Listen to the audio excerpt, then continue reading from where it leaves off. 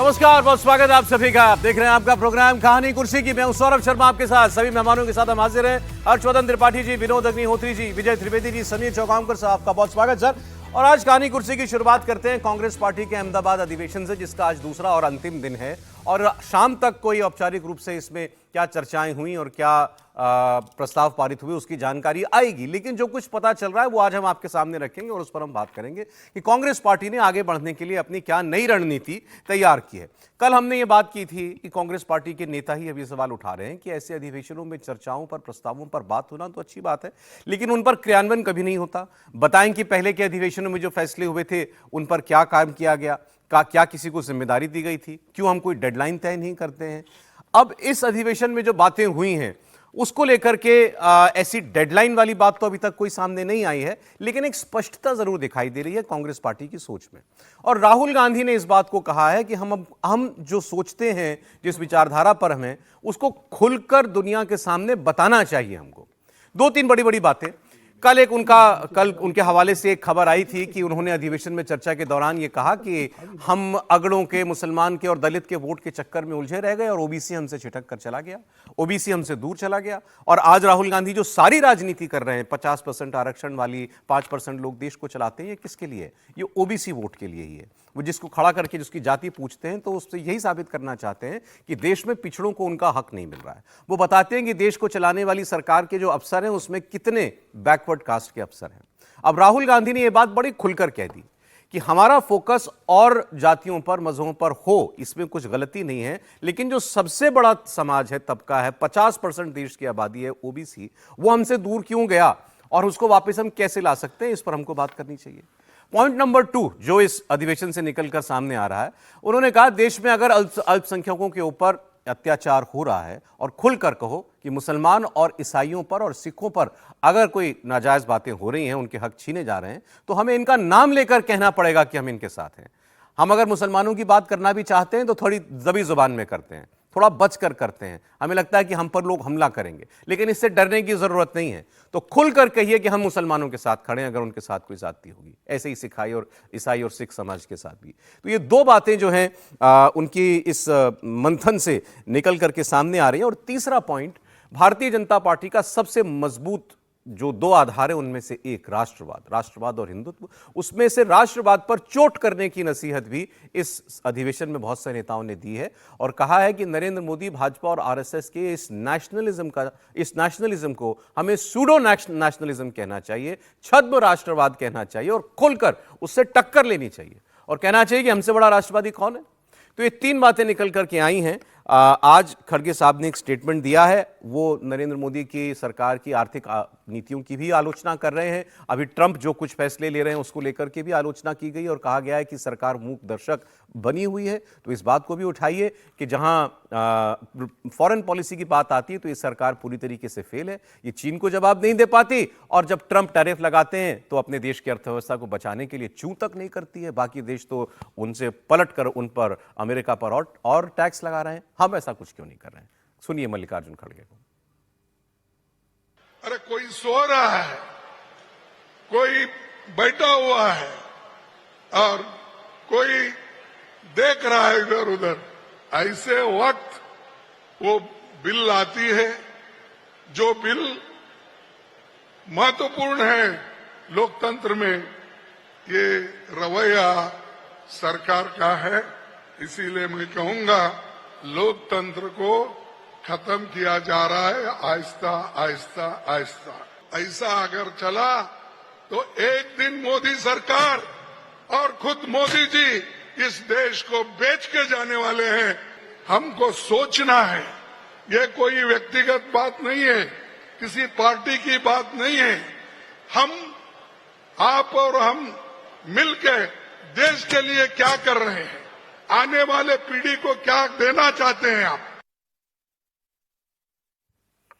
खड़गे साहब जो अपनी बात कह रहे थे, लब्बो-लुबाब यही है कि कांग्रेस पार्टी ने अब वोट भी आइडेंटिफाई कर लिया है और भारतीय जनता पार्टी का जो सबसे मजबूत पक्ष है उस पर आघात करने की तैयारी भी उन्होंने कर ली है। त्रिपाठी जी, जो राहुल गांधी कह रहे हैं कि मुसलमान की, दलित की, अगड़ों की बात करते रहे, ओबीसी आपसे छूट करके चला गया और खुल कर कहिए आप जिसके साथ खड़े हैं। ओबीसी के साथ हैं तो ओबीसी की बात कीजिए, मुसलमान के साथ हैं तो मुसलमान की बात कीजिए। नहीं, मुझे लगता है इसमें कोई गड़बड़ जरा सा भी नहीं है। अब कहना और वो जो आप कह रहे हैं उस पर सामने वाला विश्वास कर ले। जैसे भाई आप विश्वविद्यालय में पढ़ाई के दौरान या कहीं किसी पार्टी में किसी को प्रेम प्रस्ताव दे दें, वो भरोसा तो करे ना। मतलब आपका प्रस्ताव है, ये प्रेम का प्रस्ताव है हमारा, सामने वाला देख रहा है कि प्रेम प्रस्ताव दे तो रहे हो लेकिन तुम्हारी तो आदतें खराब है, धोखा है उसमें। आज यहां तो कल वहां, थोड़ी देर इसके साथ थोड़ी देर उसके साथ, फिर जिसके साथ रहे उसके साथ भी नहीं रहे। प्रेम में धोखा। तो जब प्रेम का प्रस्ताव अविश्वास की बुनियाद पर होता है तो फिर लंबा चल जाता है थोड़ा, अगर किसी का ऐसे हो। कांग्रेस का चरित्र ऐसा है। कांग्रेस पार्टी इस देश में पिछड़ों के अधिकारों के सामने बढ़िया वाला पहाड़ बनकर रही है। अब ठीक है, वो कह सकते हैं भाई वो नेहरू जी थे, वो इंदिरा जी थी, वो राजीव जी थे, तो भैया अगर ये लोग नहीं होते तो राहुल गांधी, कौन पूछता इनको? नहीं, आप ओबीसी को कब धोखा दिया कांग्रेस ने, बताना पड़ेगा ना। जवाहरलाल नेहरू के समय से शुरू कीजिए ना। नेहरू जी के मंत्रिमंडल, नेहरू जी के साथ के लोग, नेहरू जी के समय की कांग्रेस, इंदिरा जी के मंत्रिमंडल, इंदिरा जी के साथ के लोग, इंदिरा जी की कांग्रेस, और फिर वो सब अच्छा ना लगे तो सीधे सीधे मंडल की बात कीजिए। जो मंडल कमीशन की रिपोर्ट, उस रिपोर्ट को किसने रोका? और यहां तक कि जब वो लागू भी हो गई उसके बाद पिछड़ा आयोग को बनने से किसने रोका? तो फिर सोनिया गांधी तक चले आइए। मंडल कमीशन लागू करने का जिम्मा वीपी सिंह जी तक आया, भले वो लागू बाद में हुआ नरसिम्हा राव जी के समय में, लेकिन आयोग बनाने का काम वो नरेंद्र मोदी को करना पड़ा। तो आप जब कहते हैं ना कि भाई आपने किसी को प्रेम प्रस्ताव दिया, बड़ा अच्छा लेके गए, तो कह रहा है कि अरे क्या है, ये तो कुछ गड़बड़ करने के लिए हमको प्रेम प्रस्ताव ला रहा है, तो पिछड़ी जा। अब दूसरा हिस्सा है मुसलमान। यही बात राहुल गांधी ने तो पटना में अभी 2 दिन पहले ये बात कही ना, संविधान बचाओ सम्मेलन में, कि मैं तो खुल के कह रहा हूं मेरी पार्टी ने ही जो आज तक नहीं किया वो हमको करना पड़ेगा, पिछड़ों को आगे लाना पड़ेगा। तो कर सकते थे ना ये। मैं फिर कह रहा हूं, मैं तीनों राज्य का नाम लेता हूं कि कर्नाटक, तेलंगाना और हिमाचल से शुरू कर सकते थे, वहां मुख्यमंत्री कर देते। कर्नाटक में ओबीसी है ना मुख्यमंत्री, सिद्धारमैया ओबीसी है। सिद्धारमैया एक अलग समाज से आते हैं, ओबीसी है भाई। ओबीसी समाज में लिंगायत और वोक्कलिगा हैं, उनको काट के वो जो समाज, उनका वो नाम मैं भूल रहा हूं, लेकिन कुर्बा है, कुर्बा ओबीसी, कुर्बा ओबीसी समाज, कुर्मी अलग है, कुर्बा अलग है, कुर्बा ओबीसी समाज है। और इसके आपका आर्गुमेंट सर, इनका आर्गुमेंट समझ लें, आप कह रहे हैं ओबीसी की इतनी बात करने वाले राहुल गांधी की कहीं नहीं, प्रदेश उनके परिवार ने उपेक्षा की ओबीसी की पूरी तरह से। अभी भी आप देखिए, जहां ये इंचार्ज बनाते हैं, जहां ये अध्यक्ष बनाते हैं, जहां ये अब कुछ छिटपुट शुरू किया। जैसे एक उदाहरण आपको बताऊं, ओबीसी इन्होंने 3 से शायद 5 या 4 से 7 जिला अध्यक्ष बिहार में कह रहे हैं हमने ओबीसी बना दिया। अरे कमाल कर रहे हो भाई, एक आप कह रहे हो ओबीसी बना दिया, वहां दूसरी तरफ भारतीय जनता पार्टी कह रही है कि हमारा हर प्रदेश में हर जगह पे नेता कौन है। हाँ, दूसरा वाला पक्का है, दूसरे वाले पे अब जनता भरोसा करने लगी, मुसलमान वाले पे। क्यों? क्योंकि आप खड़े होते हैं उनके लिए। आप इसी तरह से उन दूसरों के लिए भी खड़े होंगे, पिछड़ों के लिए भी, तो हो सकता है 10 साल, 5 साल, 20 साल बाद तो आप पर भरोसा। राहुल गांधी ने 4 वर्ग खुद ही आइडेंटिफाई कर दिए, अगड़े, ओबीसी, पिछड़े, दलित और मुसलमान। आपने कहा मुसलमान तो अब साथ है उनके, बिल्कुल, और ओबीसी वो लाना चाहते हैं। लेकिन जो ये आर्गुमेंट, अच्छा अब ये राहुल गांधी ने कहा कि नहीं कहा, कोई पूछ लेगा कांग्रेस का नेता, बताइए राहुल गांधी ने कब ऐसा कहा? सब जगह छपा हुआ है, कांग्रेस पार्टी इसको पहले अगर नहीं मानती तो डिनाई करे इस बात को कि राहुल गांधी ने ऐसा नहीं कहा। लेकिन कल से सब जगह चल रहा है कि अगर राहुल गांधी कह रहे हैं कि अगड़े, दलित, मुसलमान में हम उलझे रहे, ओबीसी चला गया हमारे हाथ से, तो क्या वो जिन 3 का नाम ले रहे हैं वो नहीं चाहिए थे? नहीं, वो राहुल गांधी ऐतिहासिक रूप से सही कह रहे हैं कि कांग्रेस का जो वो जनाधार था कुल मिला के नेहरू जी के जमाने से, वो अगड़ों में खासकर ब्राह्मण, और उसमें उसके बाद दलित और मुसलमान, बाकी जातियां भी जुड़ती थी, लेकिन मुख्य ये जैसे होता है इंजन धुरी थी।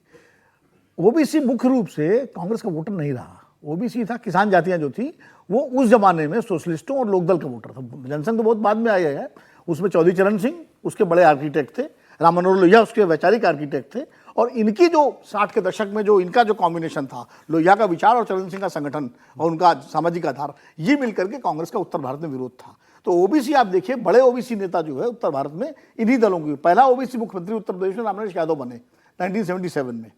उसके पहले बिहार में ओबीसी मुख्यमंत्री बन चुके थे, कर्पूरी ठाकुर बने। अब कांग्रेस को ये अकल तब आई, मतलब 90 तक, जब 89 में कांग्रेस हारी है वीपी सिंह से, तो उसमें भी मजगर बना था, मुस्लिम, जाट, अहीर, राजपूत, समझे, मजगर तो और गुजर, तो ये ओबीसी जातियों का एक कॉम्बिनेशन था।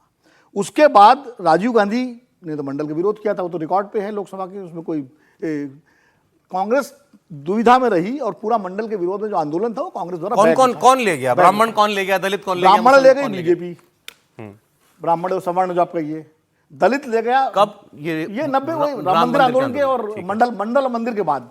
ओबीसी पहले से ही नहीं था उनके पास, दलित चला गया। बहुजन समाज पार्टी का जो उद्भव हुआ ज्यादातर उत्तर प्रदेश में खास करके, बाकी राज्यों में दलित कमोबेश कांग्रेस के साथ रहा, लेकिन धीरे धीरे बीजेपी ने भी उसमें इनरोड किया और दलितों का बड़ा सेक्शन अन्य राज्यों में, उत्तर भारत में बीजेपी में गया, और मुसलमान भी क्षेत्रीय पार्टी में चला गया। तो कांग्रेस का ये पूरा चला गया। राहुल गांधी जो कह रहे हैं ओबीसी की बात, ओबीसी प्रेम कांग्रेस का राहुल गांधी के जमाने से शुरू हुआ। जैसे अभी हर्षवर्धन कह रहे थे कोई मुख्यमंत्री नहीं ओबीसी, सिद्धारामैया ओबीसी है, छत्तीसगढ़ में भूपेश बघेल ओबीसी थे, अशोक गहलोत ओबीसी थे। तो ऐसा नहीं ओबीसी मुख्यमंत्री, अशोक गहलोत तो राजीव गांधी के जमाने में भी थे। और इसलिए राहुल गांधी ने उसको, और अब उनको समझ में आ गया है कि बीजेपी की जो ताकत है, देखिए बीजेपी भी कब बढ़ी, जब ओबीसी बीजेपी के साथ आया। ब्राह्मण जब तक बीजेपी के साथ रहे, बीजेपी को बहुमत नहीं मिला। बीजेपी को बहुमति तब मिला है जब ओबीसी उसके साथ खुल के आए और नरेंद्र मोदी जी ने बताया कि मैं ओबीसी समाज से आया हूं। सर 89 में कांग्रेस पार्टी का वोट शेयर 39.53%, लगभग 40% वोट था। तो ये 40% वोट 89 में जो आया, ये 21% रहे। ये मुसलमान और दलितों की बदौलत आ गया। नहीं, 89 में जो वोट था वो मोटे तौर पर, क्योंकि ओबीसी जो वोटर है ना, वो बात जो चर्चा हुई उसमें कांग्रेस और बीजेपी दोनों के साथ ही नहीं था। वो केवल सोशलिस्ट जो लीडर्स हैं उनके साथ रहा, खासतौर से चरण सिंह जी के साथ, देवीलाल के साथ, और जो लीडर्स वहाँ रहे उनके साथ रहा। भारतीय जनता पार्टी और कांग्रेस दोनों के पास नहीं था। और भारतीय जनता पार्टी जब आगे बढ़ी जनसंघ से, तो उसने कांग्रेस के उस वोट को हासिल किया। पहले सवर्णों को किया मोटे तौर पर, फिर दलितों को किया। खासतौर से यदि राजस्थान को देखेंगे तो वहां पर भी उसी तरह से काम में लिया गया, तो दलितों को वोट किया। मध्य प्रदेश में लिया गया, और मध्य प्रदेश में भी किया। और यदि 1990 की बात करें, जब वीपी सिंह ने मंडल लागू किया 89-90 में, तो उस समय राजीव गांधी जी ने औपचारिक तौर पर मंडल का विरोध किया संसद में, लोकसभा में, और बीजेपी ने अनौपचारिक तौर पर विरोध किया। मतलब उसने फॉर्मली नहीं कहा कि, लेकिन जो मंडल विरोधी आंदोलन था उसको सपोर्ट करने वाले संगठन दोनों लोग थे। ठीक है, अब राहुल जी की बात करें, राहुल जी कह रहे हैं कि ओबीसी पर उनको साथ लाना चाहिए, बात तो ठीक कह रहे हैं वो। तो क्या वो, जैसे उन्होंने जो 1984 के दंगे हुए थे, सिख विरोधी दंगे, उस पर कांग्रेस ने माफ़ी मांगी, तो राहुल जी को तो आज कहना चाहिए था कि भाई राजीव गांधी जी ने जो फैसला किया मैं उसके लिए माफ़ी मांगता हूँ ओबीसी समाज से, वो गलती थी। माफ़ी ना मांगे, कहें कि वो गलती थी। क्या गलती मानने को तैयार है ओबीसी समाज के साथ? क्योंकि वो तो एक बड़ा मूवमेंट था, पूरे के पूरे हिंदुस्तान की राजनीति। माफी तो बीजेपी ने भी नहीं मांगी, मंडल विरोधी सबसे बड़ा आंदोलन तो बीजेपी ने चलाया। तो अपना, हाँ, नहीं मांगी, लेकिन वो तो अब ले आए ना, आ गया उनके पास वो तो, क्योंकि प्रधानमंत्री वहां पर ओबीसी है और उन्होंने उस तरह से उसको प्रोजेक्ट किया।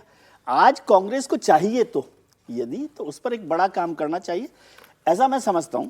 और जब ये बात आप कह रहे हैं कि मुसलमान उनके साथ है और वो मुसलमानों की लड़ाई लड़ रहे हैं, तो मुसलमानों की लड़ाई तो मैंने अभी देखी वक्फ बोर्ड पर, गांधी परिवार का एक भी सदस्य नहीं बोला, और आप कह रहे मुसलमान उनके साथ है। नहीं कह रहे, नहीं बाय लार्ज है ही सर। नहीं, मुसलमान उनके साथ है, कांग्रेस मुसलमान के साथ है कि नहीं? सर लेकिन ये जिस दिन लड़ाई हुई, अपना आदमी इतना भी नहीं बार बार बोलने की जरूरत होती है सर। आप बेवजह जो है गांधी परिवार नहीं बोला, इसमें कौन सी बात है? नहीं, अच्छा, अब थोड़ा सा, अब जरा, अब कांग्रेस ने कितनी अपनी मुश्किलें सुलझा ली और कितनी बाकी हैं, इसकी बात करते हैं। ये मोटे तौर पर सभी लोग मापलो भी कहते हैं मुसलमान साथ है, हाँ, उनके साथ है। है। दलित राष्ट्रीय 2024 स्तर पर जब जरूरत होती है तो मुसलमान दलित 2024 में आ ही गया था, कुछ आ ही गया था, तभी बीजेपी को इतना बड़ा डेंट लगा। पूरा नहीं आया, पूरा नहीं आया, मतलब कुछ आया। वहां भी कुछ कांग्रेस ने कामयाबी हासिल की है। अगड़ा नहीं आता, ओबीसी को लुभाने में लगे हुए हैं राहुल गांधी। अब राहुल, अभी आपका उदाहरण लेते हुए समीर जी, उन्होंने कहा कि ये प्रेम प्रसंग जैसा चलाना चाह रहे हैं राहुल गांधी ओबीसी समाज के साथ। अब ये एक तरफा है या सामने से भी कोई चिट्ठी आती है? नहीं, मैं हर्षवर्धन जी की बात से पूरी तरीके से समझता हूं कि अगर सच्चा प्यार होता राहुल गांधी का ओबीसी के प्रति, तो राहुल गांधी किसी ओबीसी को विपक्ष का नेता बना देते। वो कहते हैं कि भाई विपक्ष का नेता मैं ओबीसी को बना रहा हूं, मैं नहीं बनूंगा। अगर राहुल गांधी का सच्चा प्यार होता ओबीसी के प्रति या मुसलमानों के प्रति, तो वायनाड से वो कहते प्रियंका गांधी नहीं लड़ेगी, वायनाड की सीट मैंने खाली की है, यहाँ से किसी मुस्लिम को अपन देते हैं या किसी ओबीसी को टिकट देते हैं। तो मुझे लग रहा है कि राहुल गांधी को बताना पड़ेगा ना, आपके पास से आप कह सकते हैं कि भाई ओबीसी को मैं विपक्ष का नेता बना रहा हूं, दलित हमारा राष्ट्रीय अध्यक्ष है, विपक्ष की जिम्मेदारी मैं किसी ओबीसी को दे रहा हूं। तो ओबीसी समाज भरोसा करता कि नहीं, राहुल गांधी ने एक त्याग किया ओबीसी समाज के लिए, अपने थाली पे आए विपक्ष का पद उन्होंने ओबीसी समाज के लिए दिया। विषयांतर हो जाएगा। वैसे आपने याद दिला दिया कि दलित हैं अध्यक्ष कांग्रेस पार्टी के, तो इस तस्वीर पर बड़ा हंगामा है। कल से सोफे लगे थे बैठने के लिए, लेकिन खड़गे जी बैठे कुर्सी पर। अब बीजेपी वाले पूछ रहे हैं कि दलित हैं इसीलिए उनको आप लोगों ने सम्मान नहीं दिया कांग्रेस पार्टी ने। अच्छा होता है मोदी जी की वो बाइट लगा के तब आप पूछते, जब मोदी जी चुनाव के समय में जयपुर गए थे और उन्होंने कहा कि हमने देखा दलितों के इतने बड़े नेता राष्ट्रीय अध्यक्ष हैं और उनकी एक भी फोटो नहीं दिख रही है। ये इस पर विवाद हो रहा है, मैंने इसलिए ये बात की थी। हाँ जी, आपकी बात कर लीजिए। बिल्कुल, भारतीय जनता पार्टी जरूर ये मुद्दा उठा सकती है, लेकिन मुझे नहीं लगता कि मल्लिकार्जुन खड़गे का कांग्रेस में सम्मान नहीं है। जहां से अध्यक्ष बने लगातार सम्मान है, उसमें कोई दो राय नहीं कि ठीक है दलित है, उनको अब किस कारण से वो कुर्सी बैठे तो उनका बयान आएगा तब पता पड़ेगा, वो बताएंगे भाई कि भाजपा ने जो आरोप लगाया। पार्टी की अगर बात करते हैं, देखिए अब उन्होंने यहाँ पे जो थीम रखी है, संकल्प, समर्पण और संघर्ष की थीम उन्होंने इस अधिवेशन की दी है। अब क्या संकल्प लेकर आप इससे निकल रहे हो भाई? जो आप वहां जो बैठकों में आप जो बातें कर रहे हो, वो तो आए दिन आप कहते रहते हो कि ईवीएम में आपने एडजस्टमेंट कर इसलिए आप चुनाव जीतते हो। राहुल गांधी को लोकसभा में बोलने नहीं दिया जाता। भारतीय जनता पार्टी और मोदी की केंद्र सरकार सारे जो सार्वजनिक उपक्रम है वो अपने उद्योगपति दोस्तों को बेच रही है। लेकिन ये भी तो पूछना चाहिए, कितना जो भव्य आयोजन हो रहा है अहमदाबाद के अंदर, इतने बड़े बड़े चार्टर्ड प्लेन लगे, इतना हुआ, इसका खर्चा कौन उठा रहा है? कौन दे रहा है पैसा? कौन अहमदाबाद के उद्योगपति जो पूरा खर्चा उठा रहा है इस अधिवेशन का? इस पूरा अधिवेशन का खर्चा अहमदाबाद के उद्योगपति ने उठाया। गुजराती उद्योगपति बताया कि किसने खर्चा कराया? गुजराती होगा और क्या? कांग्रेस बताया इसका कि खर्चा किसने उठाया? अहमदाबाद की तरह ए से ही शुरू अच्छा, क्या बीजेपी बताती है खर्चा किसने उठाया अधिवेशन का? बीजेपी कौन सी पार्टी बताती है? बीजेपी कभी बीजेपी कहती है कांग्रेस का कि नहीं, भैया ये बीजेपी इस पार्टी तो- के साथ कोई पार्टी अरे सर, बीजेपी तो उद्योगपतियों की ही पार्टी है। सहायता ले रही है ना। नहीं, सवाल ये है कि आप कांग्रेस से पूछना भी चाहिए। कांग्रेस बीजेपी पूछा कभी आपने? इधर भव्य आयोजन होता है, उसका खर्चा बताती है। सर वो कह रहे हैं जो ये जिनका विरोध करते हैं उन्हीं का उन्हीं के पैसे से अधिवेशन सबूत है। अब ये पार्टी बोले ना, कह रहे हैं ऐसा। मैं लाइव बोल रहा हूँ, इसमें खर्चा कौन क्या पार्टी बता दे, कौन खर्चा कर रहा है, ये चार्टर्ड प्लेन किसने भेजे, पार्टी का भव्य भोजन की व्यवस्था अहमदाबाद में। अच्छा आगे और जो बातें हुई हैं, सौरभ जी एक लाइन आगे। महत्वपूर्ण ये है कि अरे भाई, भाजपा ने कभी नहीं कहा कि आईटी के छापे की वजह से उसको सामान्य खर्चा चलाना मुश्किल हो गया है। भाजपा सबसे संपन्न पार्टी है और राहुल गांधी की भाषा में कहें तो उसके तो उद्योगपति दोस्त भी हैं। राहुल जी कहां से लेके आ रहे हैं, उनकी पार्टी कहां से लेके आती है, इसलिए सवाल पूछा जाए, क्योंकि वो कहते हैं कि हमारे पास नहीं है ना भाई। तो ये जानना चाहिए ना देश को कि दोनों उद्योगपति ओबीसी की बात हमने की, जो कांग्रेस के प्रवक्ता को बुलाना चाहिए, जो बताए कहां से आया। दो और बातें जो वहां कही गई हैं। दूसरा, अल्पसंख्यकों की बात करनी है तो खुल के करो, अब झिझको मत। ये मुसलमान के साथ खड़े देखोगे तो तुम्हारी आलोचना होगी या कोई तुमसे दूर चला जाएगा, कहोगे हाँ ठीक है मुसलमान के साथ गलत होता है तो हम खड़े। अभी इस पर चर्चा नहीं हुई है, इसी पर मुसलमानों के साथ जो चर्चा राहुल जी ने कही है स्यूडो नेशनलिज्म की, विनोद जी इस पर चर्चा करते रहे, तो इसका मतलब क्या है स्यूडो नेशनलिज्म का? क्योंकि एक जमाने में अडवाणी जी ने स्यूडो सेकुलरिज्म की चर्चा की थी, तो अब ये नया शब्द स्यूडो नेशनलिज्म आया, तो कांग्रेस कैसे इसको डिफाइन कर रही है? देखिए, कांग्रेस कैसे डिफाइन कर रही है अलग बात है, मैं कैसे डिफाइन करता हूं मैं अपना बता सकता हूं। जैसे अब उसको फ्रॉड, आपका आइडिया तो कांग्रेस तक नहीं चला गया, ये या फ्रॉड नेशनलिज्म का, ये या सूडो का, ये या सूडो सेकुलरिज्म का, ये उसका बेस क्या था सूडो सेकुलरिज्म का? कि आप अपने को धर्मनिरपेक्ष कहते हैं, लेकिन आपका जो रवैया होता है विभिन्न वर्गों के बारे में अलग अलग होता है। आप माइनॉरिटी के अपीसमेंट के पक्ष में खड़े हो जाते हैं। अडवाणी जी जब कहते थे तो ये था कि आप माइनॉरिटी के लिए तो खड़े हो जाते हैं, जो मेजॉरिटी पे कोई अत्याचार होता है तो आप चुप रहते हैं। तो ये सूडो सेकुलरिज्म था। सूडो नेशनलिज्म भी वही है कि आप एक मेजॉरिटी के लिए तो खड़े हो जाते हैं, उसकी बात करते हैं, माइनॉरिटी पे कुछ होता तो आप चुप हो जाते हैं। लेकिन यही तो आरोप लग रहा है कि वो तो माइनॉरिटी के लिए भी कर रहे हैं। कहां स्यूडो नेशनलिज्म हुआ? भाजपा पे तो आरोप ही लग रहा है कि 3 तलाक की चिंता वो करे, वो तो भाजपा कह रहे हैं चिंता कर रहे हैं, वो तो नहीं। अरे लेकिन लोग भी तो यही तो कह रहे हैं ना, भैया तुम मुसलमान काहे चिंता कर रहे हो? नहीं, मुसलमान जो है वो कह रहा हमारे रिलीजन कहां से आ गया? आप तो आप कह रहे हो ना, मुसलमान तो नहीं मान रहा ना उसको, आप हमारे लिए कर रहे हो। सवाल ये है ना, नहीं आपसे मतलब बीजेपी का एमएलए आधार कार्ड देख करके कहता है दुकान लगाओ, है, वो उसको माला पहनाई जाती है। रिलीजन और नेशनलिज्म कैसे एक हुआ नहीं, सर? कैसे रिलीजन तो अलग हुआ ना रिलीजन सर। का नहीं सेकुलरिज्म रिलीजन बेसिस पे है, नेशनलिज्म तो कंट्री के बेसिस हाँ, पे, तो दोनों का डिफरेंस होगा ना डिफरेंस सर? नहीं, कंट्री में अच्छा, जब एक- आप एक वर्ग को किनारे कर दोगे तो कैसे नेशनलिज्म? अच्छा, वहां कहा गया नेशन में बीजेपी सारे होते हैं ना, बीजेपी नेशन में तो पूरा देश एक होगा ना। आप पूछें, वहां कहा बिल्कुल। गया बीजेपी जाति के नाम पर लड़ाती है, भाषा के नाम पर भेद पैदा करती है और क्षेत्रवाद की राजनीति करती है, हमें इसका विरोध करना है, कोट अनकोट ये मतलब कहा गई। तीनों बातें वहां पर उठाई गई, ये कहीं बैठती हैं फिट? नहीं, कोशिश करनी चाहिए। तो राहुल गांधी के भाषण आएंगे, जब गए यहां से लड़ने वायनाड तो कहा उत्तर भारत के लोग तो मुद्दों पर वोट ही नहीं करते, ऐसे ही वोट कर देते हैं बिना मुद्दों पर। ये राहुल गांधी जी हैं। उत्तर दक्षिण का भेद भी उन्होंने बहुत बताया। उन्हीं की पार्टी से सहयोगी हैं जो क्या कह रहे हैं कि सनातन डेंगू है, मलेरिया है, और तो और वो ये कह रहे हैं कि तमिल में न करो। मोदी जी क्या कह रहे हैं कि भाई तमिलनाडु का बच्चा तमिल में भी इंजीनियर डॉक्टर बने। और मैं कह रहा हूं वो क्लिप कल हम लोग उस पर चर्चा आपने की थी, बड़ी अच्छी बताई थी कि वो 33.5 लाख करोड़, 52 करोड़ लोन, सबसे ज्यादा महिलाएं, बिहार सबसे ज्यादा लोन वाला 6 करोड़ लोन। लेकिन उसमें एक बड़ा सुंदर सा एक बातचीत में है मोदी जी का, एक आंध्र प्रदेश की छोटी उद्यमी महिला है और उसने कहा कि डोंट नो हिंदी है, तो उसने कहा आप तेलुगु में बोलो, मोदी जी ने कहा। उसके बाद उसने तेलुगु में वो पूरी बात कही और हम आप भी अगर उसको ध्यान से सुने तो सुनाई दे जाएगा। मोदी जी तेलुगु भी सुन रहे हैं। मोदी जी वहां जाते हैं तो गो बैक मोदी का नारा लगता है, वो जाके वहां वड़क्कम भी करते हैं, जैसे भी आता है उनको जो आता है बोलते हैं। वो रामायण कंब भी सुनते हैं, तेलुगु भी सुनते हैं, तमिल भी सुनते हैं। सवाल यह है कि राहुल गांधी का एक आप ऐसा उदाहरण बताइए, चलिए ठीक है, एक उदाहरण बताइए जिसमें वो जाति, क्षेत्र, भाषा इसको एक करो। वो तो खड़ा करके पत्रकार से कहते हैं अच्छा कौन भाई तुम्हारा नाम क्या है, पता चलता है वो ओबीसी निकलता है, पिटवा देते हैं उसको। जाति के नाम पर कौन बांटता है? अच्छा, बीजेपी वालों से पूछे, वो कहते हैं आप तो हमारी आलोचना ये कह के करते हो कि हमने बटोगे कटोगे नारा दिया, तो हम तो कह रहे हैं सब सारा समाज एक हो जाए, हमारा तो नारा है ये। और राहुल गांधी इस अधिवेशन में कह रहे हैं अगड़ा दलित, मुसलमान, ओबीसी। कौन कर रहा है फिर जाति की राजनीति? नहीं, वो अपने वोट बैंक की चिंता कर रहे हैं। जाति की राजनीति देखिए, जैसे अभी तमिल की चर्चा हुई, तो जब तमिल में इंजीनियर बने तो मराठी में क्यों ना बने? इसमें मराठी में क्यों ना बने? वहां तो आपकी सरकार है ना। जहां आपकी सरकार नहीं है वहां सारा ज्ञान देना तो अच्छी बात है, जहां आपकी सरकार है वहां एजुकेशन लेवल पर क्यों नहीं आते? ये एक कड़वा सवाल है जिस पर चर्चा होनी चाहिए। लेकिन भारतीय जनता पार्टी के लिए तो मोटे तौर पर आरोप लगा कि वो धर्म की राजनीति कर रहे हैं, कि हिंदू मुसलमान खासतौर से ये होगा। अब जातियों में कांग्रेस तो राहुल गांधी जी तो कह ही रहे हैं कि जातियों के साथ चलना है, उसमें उनका कोई कंफ्यूजन ही नहीं है। जब वो ओबीसी की बात कर रहे हैं, जाति का जनगणना की बात कर रहे हैं, तो वो तो साफ साफ तय करके बात कर रहे हैं कि भाई जातियों के आधार पर किया जाए। अब वो जो जाति कौन है? जाति भी तो हिंदू है। हिंदुओं में से अपना एक सेगमेंट, वो अपना जो केक है उसका पीस वो अपना चाहते हैं। उस लड़ाई को वो लड़ रहे हैं। उसमें ओबीसी के साथ कितना आ सकते हैं, जाति का जनगणना के साथ कितना आ सकते हैं, और मुझे तो लगता है कि वो एक महत्वपूर्ण हिस्सा है। और ये राहुल गांधी की राजनीति मेरे हिसाब से कांग्रेस के लिए, देश की बात अलग करिए फायदा नुकसान, लेकिन कांग्रेस के लिए फायदेमंद हो सकती तो देश का भी बताई दीजिए। है। देश तो देश तय करता है। ठीक है, अब आगे भी इस पर हम लोग एक चर्चा तथ्य जोड़ करेंगे दें जी, कि राष्ट्रीय शिक्षा नीति के बाद मध्य प्रदेश पहला राज्य रहा जिसने हिंदी में डॉक्टर और इंजीनियर के लिए पढ़ाई शुरू कराई, और दूसरे भाजपा शासित राज्य जिसके तहत पाठ्यक्रम स्थानीय भाषा में तैयार कर। समीर जी को बताइए। ब्रेक के बाद चर्चा यहीं से कुछ और मुद्दे जो निकले हैं उनकी होगी। प्रियंका गांधी कहाँ है? मैंने तो ग्रोक से भी पूछ लिया सर, ग्रोक को नहीं मालूम है। प्रियंका जी कहाँ है? ग्रोक को नहीं मालूम। कहीं आए होगा तभी तो ग्रोक कहाँ से लाएगा?